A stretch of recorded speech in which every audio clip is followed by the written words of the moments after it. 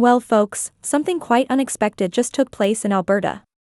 During a high-level meeting, Premier Danielle Smith asked Mark Carney, former Bank of Canada governor and a prominent figure in global finance, to leave the room.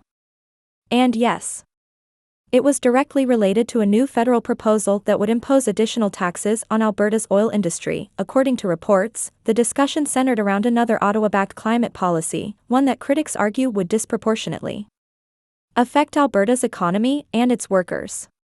Premier Smith made it clear she wasn't going to support a plan that could harm the livelihoods of people who work in the energy sector. Carney, arriving with the weight of global climate policy behind him, was reportedly advocating for increased environmental regulations and taxes aimed at reducing carbon emissions.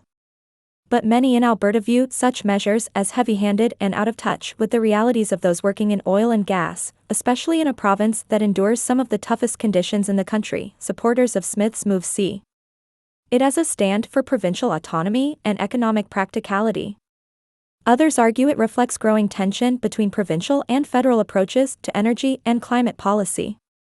Either way, the event has sparked strong reactions, particularly among those who feel Alberta's concerns are often sidelined in national debates. So, what do you think? Was this a necessary stand for Alberta, or a missed opportunity for dialogue? Let us know in the comments below. Alberta's energy sector has long been a driving force in Canada's economy. But this time, when yet another top-down federal proposal threatened to place new burdens on that industry, Premier Danielle Smith made it clear Alberta would not stand by quietly. With calm resolve, Smith rejected Mark Carney's policy pitch, pushing back against what she saw as another attempt to sideline Alberta's interests. She emphasized that Alberta should not be treated like a secondary player in Canada's economy, nor should decisions about its future be shaped by those far removed from the province's day-to-day realities. When Carney continued pressing his case, armed with charts and policy language, Smith didn't waver. She chose not to issue vague statements or delay.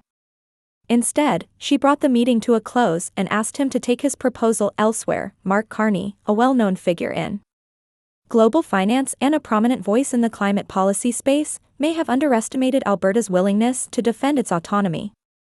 While his background brings credibility in financial circles, critics have pointed out that his investment ties and policy positions don't always align with the economic needs of resource-based provinces. His stance on carbon taxes and green investment has drawn scrutiny, particularly when those policies seem to impact Canadian workers while benefiting international funds. For many in Alberta, this visit wasn't about the environment, it was about control.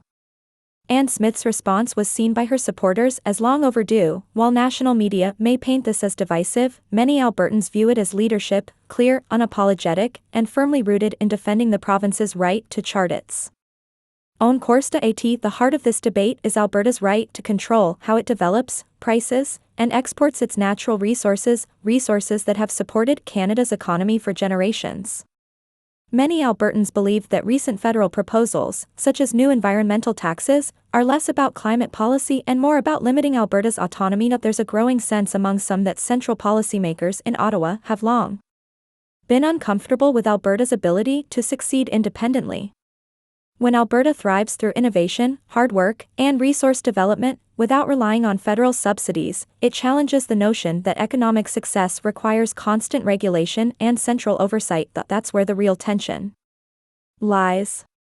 If Alberta can stand its ground and assert its rights, such as those protected under Section 92 of the Constitution, then other provinces might follow.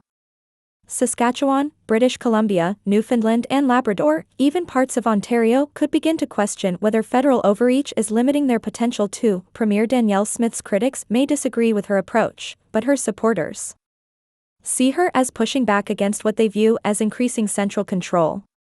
They believe that when provinces rely heavily on federal programs and subsidies, it creates a cycle of dependence, one that limits regional innovation and initiative. What's happening isn't just about a single tax or one meeting, it's a broader debate about the future of Canadian federalism. Are we a country built on the equal partnership of provinces, or are we shifting towards centralized decision-making from Ottawa? The next federal election may offer more than just policy choices, it may present Canadians with a defining moment about the kind of country we want to be. Across the country, people who work on rigs, in shops, on farms, or behind the wheel are watching closely. And more of them are saying, it's time to be heard. Many Canadians feel like they're being blamed for problems they didn't cause. They're growing frustrated watching powerful figures avoid accountability, while everyday workers, those who keep industries running, are left to carry the burden. At the same time, there's concern that certain climate policies disproportionately benefit elite financial interests. When Canadian pipelines are cancelled, it boosts demand for foreign oil. When domestic refineries are heavily taxed, global investment funds focused on green energy often see gains. For some, this doesn't seem like a coincidence. It feels like a system built to benefit a select few at the expense of working Canadians. Critics argue that if a conservative leader tried to push a sweeping policy without consultation, especially while sidestepping provincial authority, it would trigger public outcry and intense media scrutiny. But when figures like Mark Carney do it, they're often celebrated and shielded from criticism, because they align with a certain national narrative. Meanwhile, leaders like Premier Danielle Smith are labeled extreme for standing up for provincial rights and economic stability. For many, this isn't just about political bias, it reflects a deeper issue with how centralized power operates in Canada. The frustration isn't isolated. It's growing in rural communities, on job sites, and across industries where people are facing rising costs, shrinking opportunities, and fewer choices. To those concerned, Carney's proposed export tax is more than just another policy. It's seen as an overreach that could erode provincial authority and redirect economic power to Ottawa. But this time, Alberta said no. Premier Smith drew a clear line, and many believe it's now up to Canadians everywhere to pay attention and get involved. Because if one province loses its ability to decide its future, others could soon follow. Canadians across the country are ready for honest leadership that puts working people first.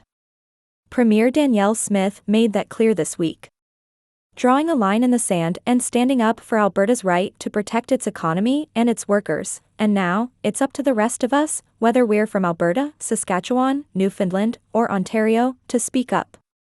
This country was built by everyday Canadians, by tradespeople, farmers, rig workers, small business owners, not by bureaucrats or bankers. That if we stay silent, we risk losing the freedom and prosperity that generations before us worked so hard to build.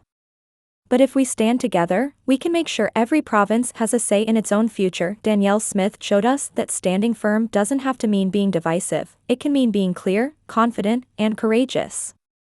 Her message wasn't just for Alberta, it was for anyone who believes in fairness, balance, and local control. So talk to your neighbors, share your views, and stay engaged. Because the decisions made in Ottawa affect us all, and it's time more voices were heard.